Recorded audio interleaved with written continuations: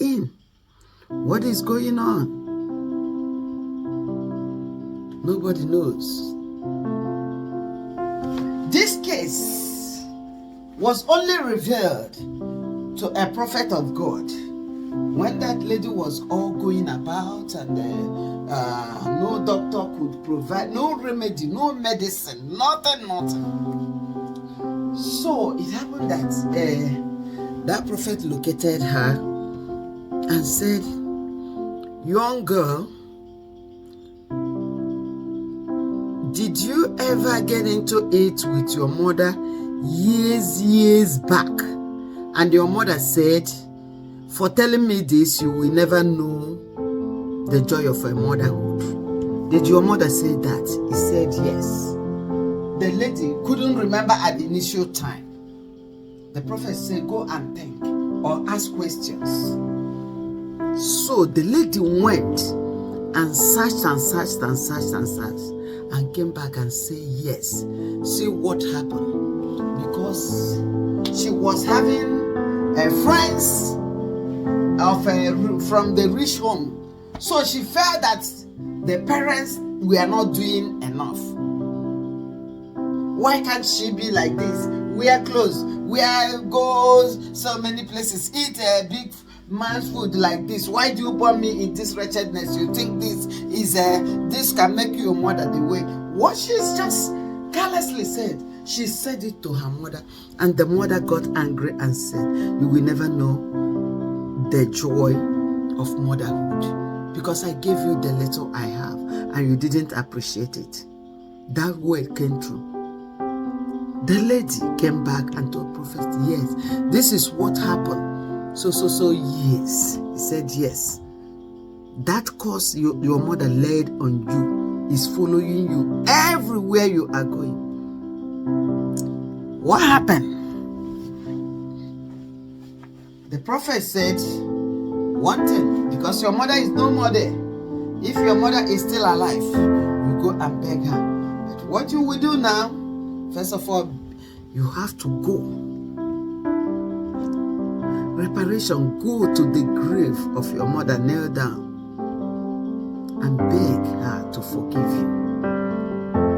Then you come back, I pray for you. She went to the mother's grave and cried and cried and cried.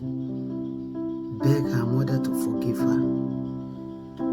She came back to the prophet after that, and the prophet prayed for her. I'm telling you, the next year, she had baby. She had baby. It had been shown so many times that causes, especially when you do evil, causes the word, there is power in this word we utter day in and day out. Remember, the word was God, the word was with God, the word was with God from the beginning, and the word was God, and the word created everything, and the word was made flesh and dwelt among us. That's why you should be careful when you are using this word. Don't use the words anyhow. In as much as you are a carnal man, you are talking. Be careful of what you are doing with your words, because God is watching. And especially when you are doing something with somebody, try to be very mindful. If you are on the wrong side, be mindful, because if somebody your heart cry to God, especially like the poor. Remember in the Bible, God said, don't maltreat widows, don't maltreat orphans. If they cry to me, I will kill you and make your wife a widow and your children fatherless. So the cry of a suffering one goes to God straight. You hurt somebody and you keep hurting that person. There may be at a point, if that person utter a word, of course, on you, curses can follow you. That is it. It's not everybody. Not when you done something wrong, you start cursing people out. That one, you are heaping a red hot coal on your head. But when you are hurting an innocent person, don't push that person to the extent to utter a word. It's not only parents, but why I'm teaching you about parents, so that parents will teach your children and learn by themselves. Why I'm talking about the parents is because the one of parents is very close to God. After God, the next God to you are your parents. But every other thing we do in this world, we can incur one cause or the other. But that of our parents is very, very devastating. Be careful of what you tell your parents, whether they are poor or rich, whether they provide for you or not. And you parents, be careful how you alter. Your anger burns like a boiling water that has reached all the degrees. So be careful, no matter how your son, your daughter is pulling you, remember their future. Because once you utter those words, it's going straight to hurt them. It's good sometimes to be that patient and enduring parents. It will be better. We know that no parents will just liking to curse their children. No. But when sometimes children are overstep, try to find another way to correct them. Because when you raise your face like this and spit, that spit will come on you. Especially when that child will be suffering. If you are alive, you will not like it. That is why you should sometimes think twice when the children are hurting you, when they are with you in the home. And remember in those days that there will be a time those kids were no longer in your house. They will grow. When they grow up, they leave your environment. You and your husband, you are on your own, and they are on their own. Those kids that are do this, they are no longer there.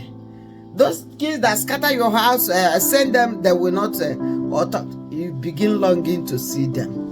Where do you see them? They are on their own, either married or working, too busy to always be with you, the parents. So, my dear people of God, that is what I want to tell you today. Curses from parents. Curses from parents is very, very devastating. Curses from parents. Cursing your child. Please, parents, hold your peace. Control your anger when children are behaving the way you don't want them to. Then teach them too. Let your children know, let your kids know that it is no.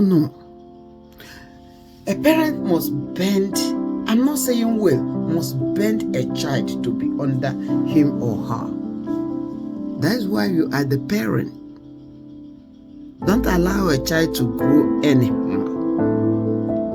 There is no child that cannot change. Remember, Monica prayed for Augustine for how many years? 27 or 28 years before he repented.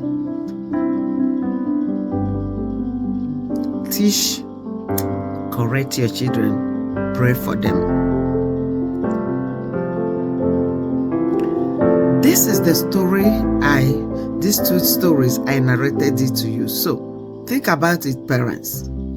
Does it worth it to curse your child and put her or him in bad position like that? Is it good? Then teach your children that it is not good for them to disobey you, because they are doing that to their own detriment. May you be blessed as you listen to me. Thank you very much.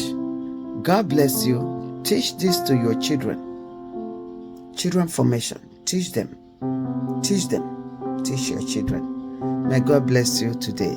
Amen.